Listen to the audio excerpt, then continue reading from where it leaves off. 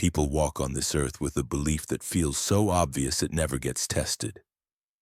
That life begins with a newborn's first cry and ends in a cold grave. An entire civilization is built on that assumption. People stack up wealth because they fear losing it. People fight for power because they fear being erased. People run from truth because they fear nothingness.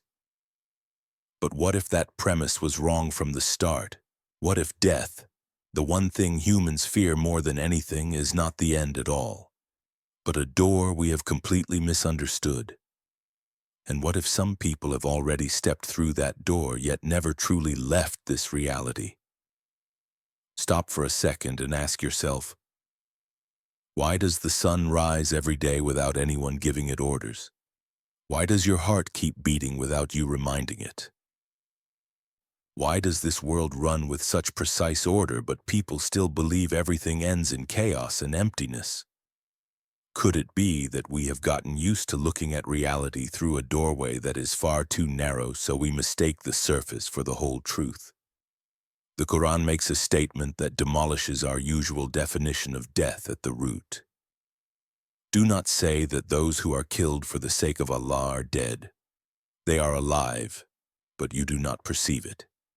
That line is not only comfort for the ones left behind, and it is not only praise for martyrs. It is a direct strike at how people define life and death.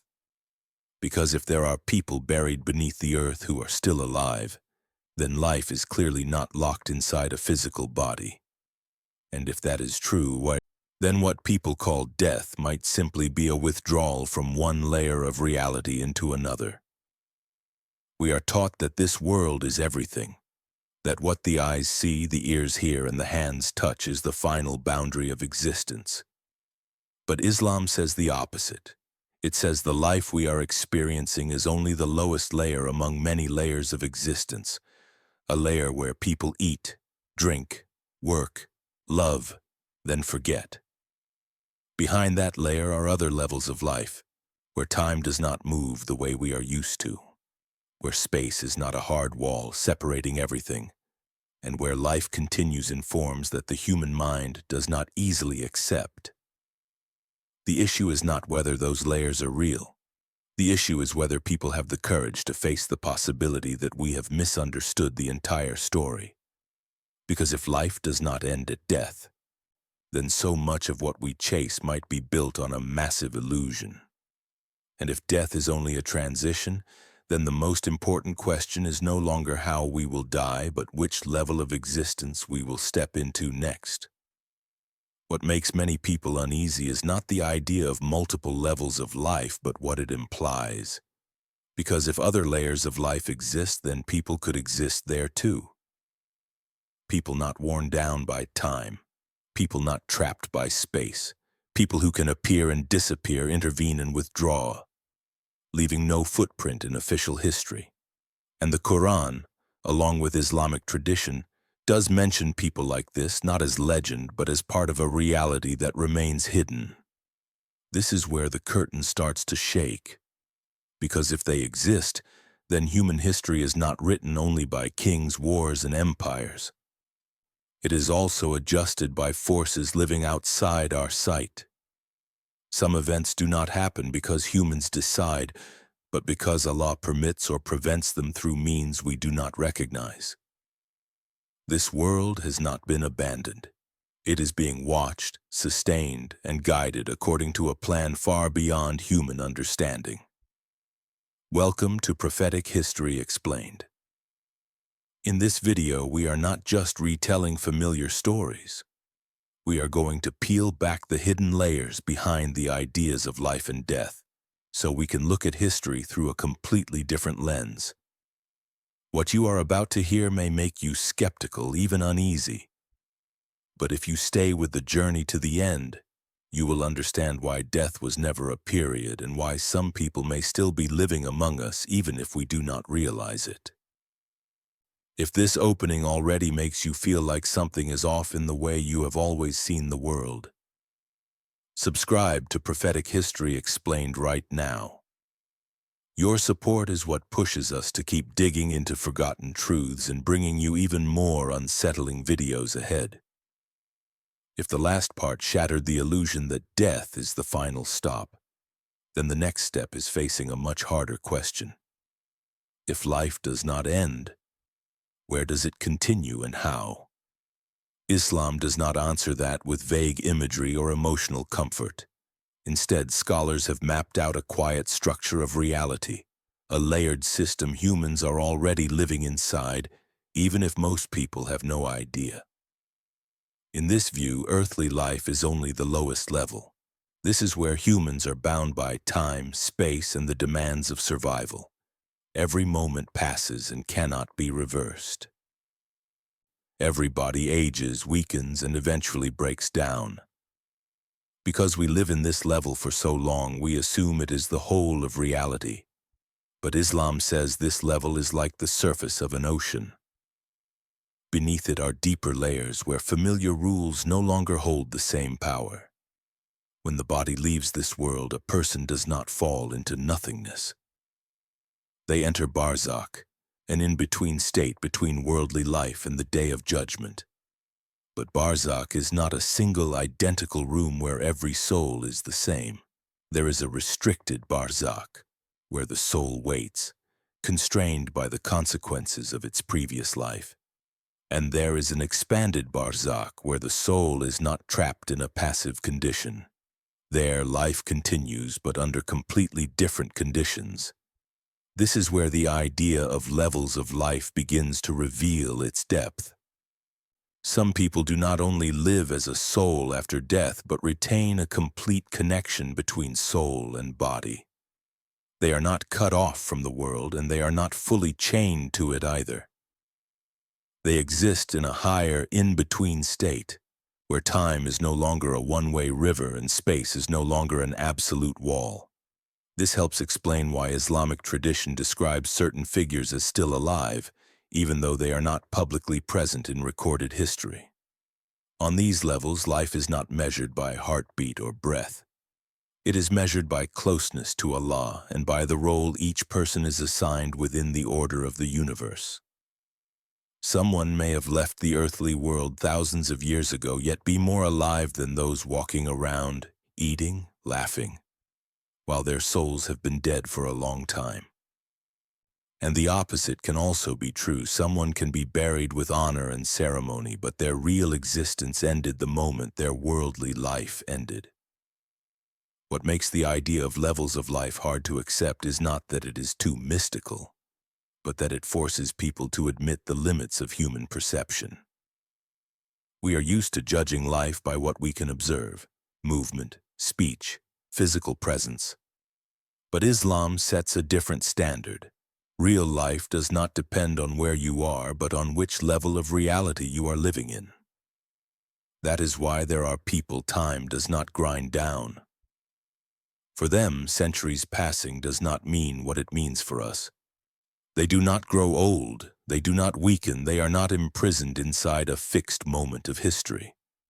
This is not because they are immortal in an absolute sense, but because they have been moved into a different mode of existence, one where life is not consumed by seconds ticking away. Scholars emphasize that these levels are not random rewards, they are tied to responsibility. Some people are kept in higher layers of existence not to enjoy comfort but to bear witness, to intervene when necessary, and to preserve the balance of the world. They are like invisible anchors in the flow of history, keeping reality from sliding off the path that has already been set. When you look at the world through this lens, many things once labeled strange begin to make sense. Stories about people who appear and vanish, help that arrives from nowhere, historical turning points that shift in ways nobody can explain. All of that could be the result of intervention from layers of existence we cannot see. Not every event is created by human hands. There are moments when the decision is not in humanity's hands at all, but belongs to a higher order quietly operating behind the scenes. Understanding levels of life also means understanding that death is not perfect equality. Not everyone dies in the same way. Not everyone steps into the same level of existence. Not everyone continues to play a role in history after leaving the world. The dividing line is not social status or fame. It is each person's relationship with Allah and how fully they completed the mission they were given. Once you accept this map of reality, you are forced to look at yourself differently. Because if life does not end, then the life you are living now is not meaningless. It is the stage that determines which level of existence you will enter next. And while most of humanity is distracted by what is right in front of them, there have been and still are people living on other levels, quietly witnessing, quietly intervening, quietly waiting for the moment when the veil between worlds is lifted. After you understand that reality has multiple layers, one unavoidable question rises. Are there people who cross the final boundary of death but never disappeared from the flow of life? Islam does not answer that with philosophical guessing or vague symbols. It gives specific stories, sharp and difficult because they force people to face a shocking truth. There are people who completed death while still alive. In common thinking, death is a one-time event. The soul leaves the body and that is the end. But in Islamic tradition, death is not only a biological moment. It is a state of existence, a full experience the soul must pass through. If that experience has not fully happened, a person remains bound. But if someone has truly tasted death, passed through the terror of the soul being separated from the body, then the rule that one must die no longer applies in the usual way. There is a prophet whose story shakes every familiar definition of life. He did not only speak about death, he went through it. Not in a dream, not in imagination, but in a reality Allah allowed. He felt the pain, the fear, and the helplessness of the soul as it leaves the body. That experience was so intense that after he returned, words felt too small. He compared it to skin being torn from the body while still alive, an image strong enough to make a person go cold. But that was not the end. That prophet was also taken through hell, not as someone being punished, but as a witness. He heard sounds that made the soul tremble and felt heat so overwhelming it nearly shattered awareness. When he came back, he admitted that everything people read or hear about hell is not enough to describe reality. It is not a place you can grasp with imagination. It is a state that, if people truly saw it, every worldly desire would instantly become meaningless. After that, he was allowed to enter paradise, not as a distant promise for the far future, but as a real presence. He felt coolness, calm, and a kind of happiness no earthly pain can compare to. And this is where something unexpected happened. He did not want to leave, not out of craving pleasure, but because he understood a deeper truth. If death has been completed, if hell has been passed through, and if paradise has been entered, then there is no reason to return to the usual cycle of birth and death like ordinary people. What makes this story unique is not the miraculous element, but its logic. That prophet did not beg or bargain. He used Allah's own revelation as proof. Every soul tastes death only once. Whoever enters paradise will not be expelled. Nothing says Allah forces a servant to die twice. And Allah, who never contradicts His own word, accepted that reasoning. The outcome was not an exception. It was the completion of a rule at a higher level. That is why when the Quran says Allah raised him to a very high station, many scholars do not treat it as spiritual elevation only. They understand that both his body and his soul were raised, removed from the ordinary rules of birth and decay. He no longer belongs to the earthly world, but he is not simply a soul waiting in Barzakh either. He is alive in another layer of existence where life is no longer drained by time. This forces people to rethink what it means to live and what it means to die. Someone can still walk the earth, speak, laugh, breathe, and yet their soul has been dead for a long time because they are far from Allah. And someone else may have left the world thousands of years ago, yet still be living a complete life on a higher level of existence. So life is not measured by physical visibility, but by how fully a soul has completed the journey Allah set for it. Those who completed death are not kept for personal glory. They are proof that death is not a wall, but a door. They exist to break the biggest fear humans carry and to remind us that reality does not end at the grave.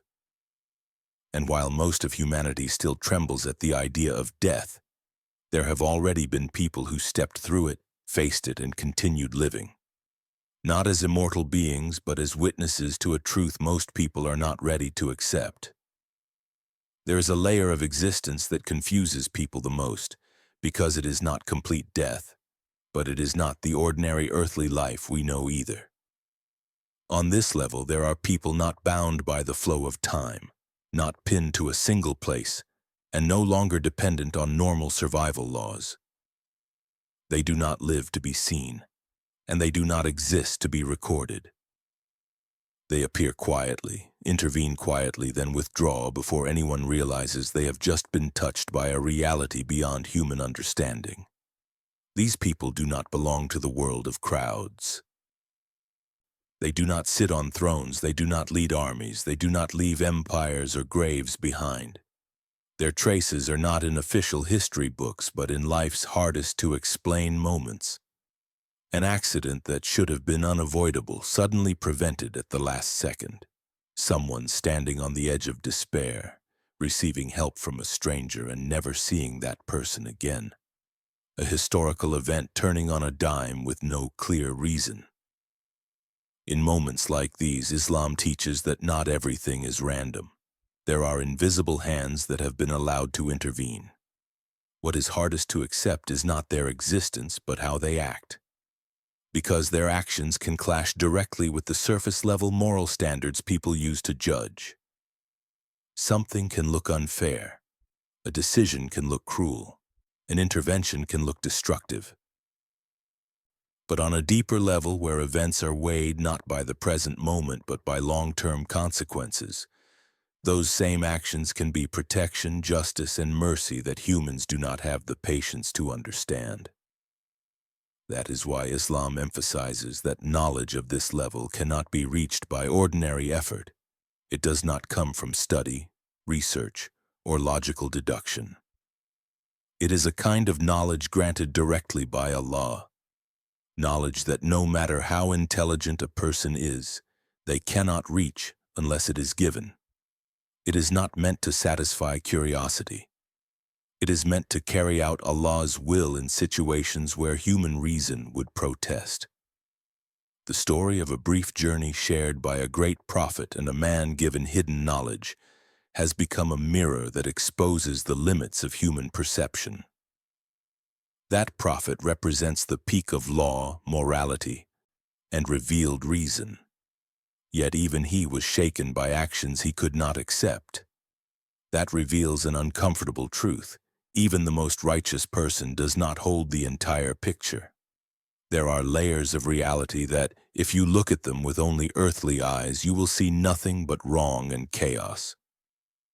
The people who live on this level are not bound by time the way we understand it. They can appear in one moment and vanish in the next. Distance is not the barrier it is for us. They can be present in multiple places, not through normal physical travel, but through a mode of presence beyond ordinary space. For them, the world laid out in front of them is like an open map, where connections are not blocked by thousands of miles, which is thousands of kilometers, or by centuries of history. The key is that they do not live to be celebrated. They do not seek recognition, and they do not want to be known. In fact, anonymity is part of what allows them to fulfill their role.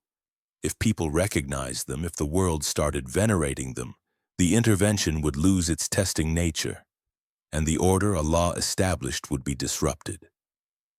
So they appear in the most ordinary form, sometimes as a passerby, sometimes as an unknown traveler, sometimes as the right word spoken at the right moment by someone nobody expected. Islam teaches that Allah's help does not always arrive in the way people want. It does not have to come as a dramatic miracle. Often it comes quietly, through small decisions, through very slight shifts that are still enough to bend the trajectory of a destiny. And in those moments, the people who live beyond time play their role. They do not rewrite the entire world. They simply keep the world from collapsing before the appointed time. Their role becomes especially important in the darkest chapters of history, when deception spreads and the line between truth and falsehood is blurred.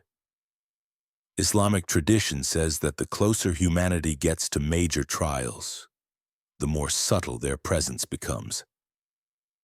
Not to put power on display, but to protect the remaining seeds of faith in a world sliding into forgetfulness. This level of existence reminds people that history is not run only by what we can see. Behind every major event, there may be small interventions that change everything. And behind chaos that looks pointless, there may be an order humans are not yet able to recognize. Once you understand that, you are forced to learn the hardest trait: humility before reality. Because this world does not run on human logic, but on the will of the one who created time, space, and every layer of existence beyond them. There are people who do not complete their mission within one earthly lifetime, not because they fail, but because history is not ready for the truth they carry. In Allah's order, time does not move randomly. Every era has an opening and a closing.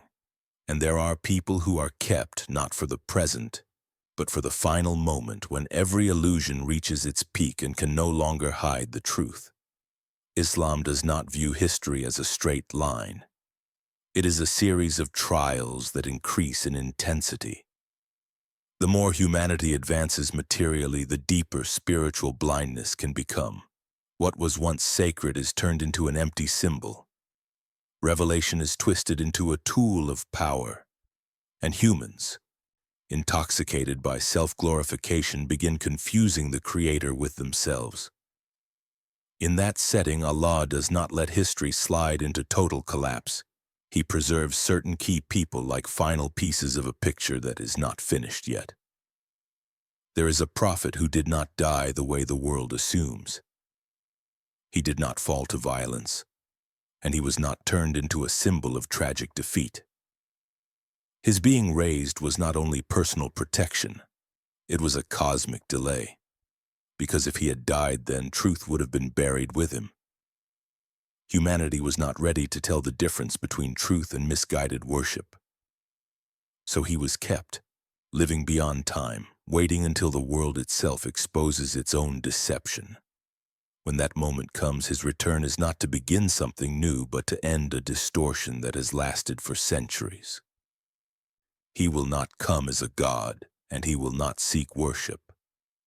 Instead, his presence will shatter every form of false devotion, because his very existence is living proof that even a human given miracles is still only a servant of Allah. His return will force humanity to face the question it avoided for generations. Are they worshiping truth, or are they worshiping an image they created for themselves? But he is not the only one kept for the end. There are prophets of decline, people who confronted false gods, political power, and the corruption of the crowd. When their warnings were mocked, when miracles were no longer enough to awaken conscience, Allah removed them from the world, not because they were defeated, but because the world closed its door to truth. Their being raised is a sign that one era ended, and another will come with harsher trials. They do not vanish. They continue existing on other levels, quietly watching humanity's downward slide. Sometimes they appear to help those who still hold faith during chaos. Sometimes their very existence is a reminder that Allah never abandoned this world. But their greatest role is not in the present. It is in bearing witness at the final moment when every disguise collapses and truth has nowhere left to hide. Islam teaches that before the day of judgment, the world will enter a trial unlike anything before it. Deception will become so convincing that even sincere people can be misled. Power will disguise itself as salvation, and people will be tested not by open violence, but by sweet promises aimed straight at the ego. In that setting, the presence of those preserved will be a thin boundary between total collapse and a final chance to return to Tawheed. What makes that era terrifying is not the strength of deception, but humanity's readiness to believe it. When truth has been delayed too long, when history has been rewritten enough times, people begin accepting falsehood as a new kind of truth. And right then, the return of those preserved becomes the final shock. Not to comfort, but to expose. Not to compromise, but to draw a clear line between light and darkness. After they complete their role, they do not stay to rule the world.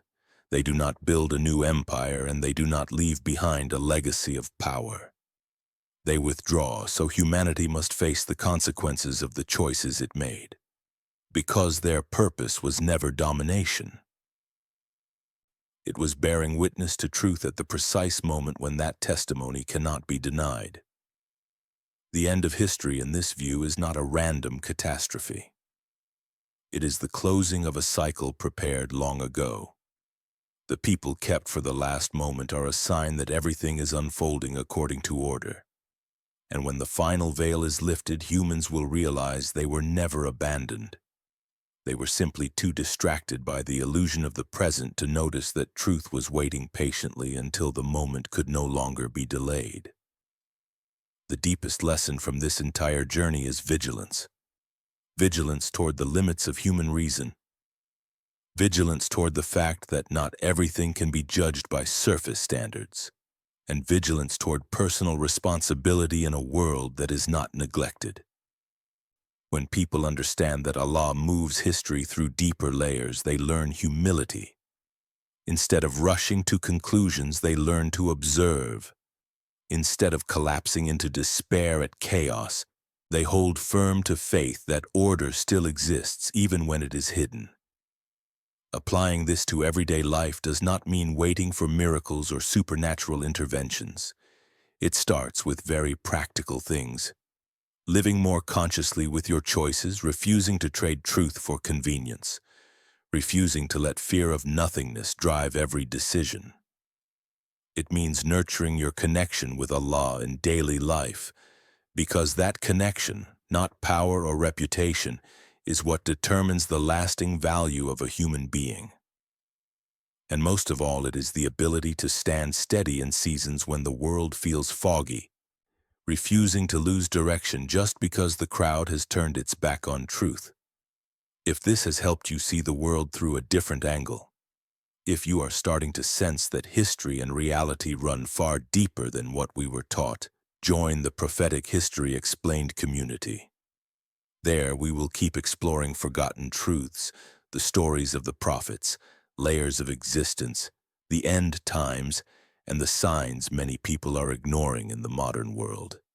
And if you want to support the channel so we can keep producing deeper, more careful, more daring videos in the time ahead, do not forget to subscribe to Prophetic History Explained. Your support is how these untold stories keep being voiced before the curtain of history finally falls.